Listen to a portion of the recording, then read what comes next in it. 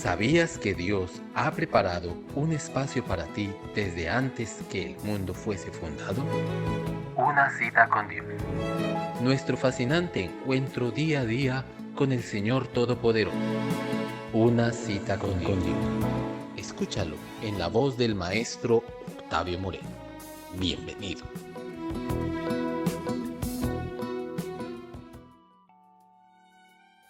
Hermanos y amigos, tengan ustedes un tiempo muy especial al escuchar su programa Una cita con Dios, que está dirigido para la iglesia, especialmente ahora que estamos estudiando la carta del apóstol Pablo a Timoteo, la primera carta, y hoy quiero hablar acerca de los requisitos para los diáconos. Hoy día ya no se habla ni se reconoce el ministerio del diaconado casi en ninguna de las iglesias. Tal vez se tengan otros nombres como servidores o ujieres, en fin. Pero el texto bíblico nos habla del diaconado como un ministerio de servicio en la iglesia. Y el apóstol Pablo, al escribir a Timoteo, como lo vimos en el programa anterior, da unos requisitos específicos para los ministros según los 5 ministerios que hay en Efesios 4:11: apóstoles, profetas, evangelistas, pastores y maestros. Pero más adelante, a partir del versículo 8, encontramos requisitos para los diáconos, dando a entender que es un ministerio diferente. El otro es un ministerio especialmente espiritual. Y el ministerio del diaconado es un ministerio de servicio y más con carácter social. Así que encontramos esa diferencia. Cuando vemos en el capítulo 6 de los Hechos de los Apóstoles dijeron: no es justo que nosotros dejemos el ministerio, la predicación de la palabra y la oración para servir a las mesas. Y entonces convocaron a la multitud y eligieron a los diáconos según la iglesia primitiva. Un ministerio de servicio, un ministerio social, un ministerio que va dirigido a la administración de la iglesia en el aspecto secular y no en el aspecto espiritual únicamente. Entonces, al leer los requisitos, sí existen unos requisitos muy interesantes que los voy a leer textualmente de la Escritura. Dice: de igual manera, los diáconos deben ser honestos y sin doblez, no demasiado afectos al vino, ni codiciosos de ganancias deshonestas. Deben guardar el misterio de la fe con limpia conciencia. Además, estos primero deben ser puestos a prueba, y si son irreprensibles, entonces podrán ejercer el diaconado. Y las mujeres, es decir, las diaconisas, por su parte deben ser honestas y no calumniadoras, sino sobrias y fieles en todo.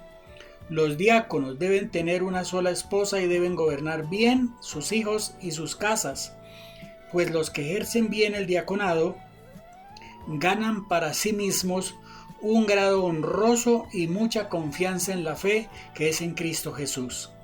Notemos que este ministerio de hombres y mujeres, diáconos y diaconisas, es muy importante en la iglesia, y debemos nosotros restaurar ese ministerio al estilo de la iglesia primitiva, como lo estamos viendo, una iglesia apostólica. Nosotros necesitamos que al leer estos requisitos y ver el análisis se necesita un buen testimonio. Y dice ahí precisamente en el versículo 7, deben guardar el ministerio con limpia conciencia. Es decir, que deben ser honestos, deben ser transparentes, tener una buena familia, un buen hogar, ser ejemplo de todo. Y además de esto tienen que ser puestos a prueba primero para ver si pueden ejercer el ministerio adecuadamente.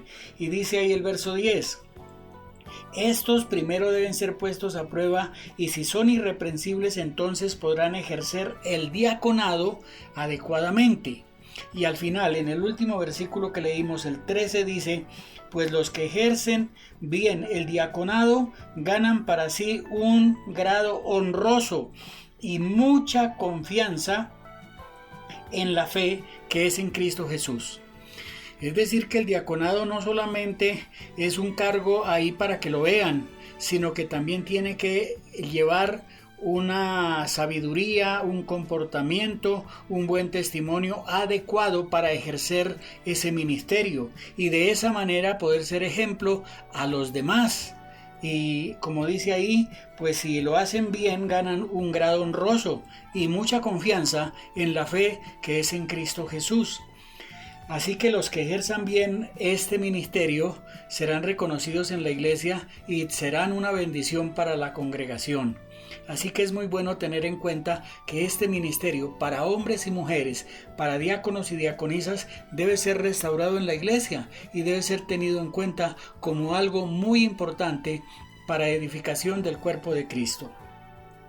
Así que, amigos y hermanos, el diaconado de la iglesia por lo menos tiene tres aspectos: un aspecto social, un aspecto espiritual y un aspecto administrativo.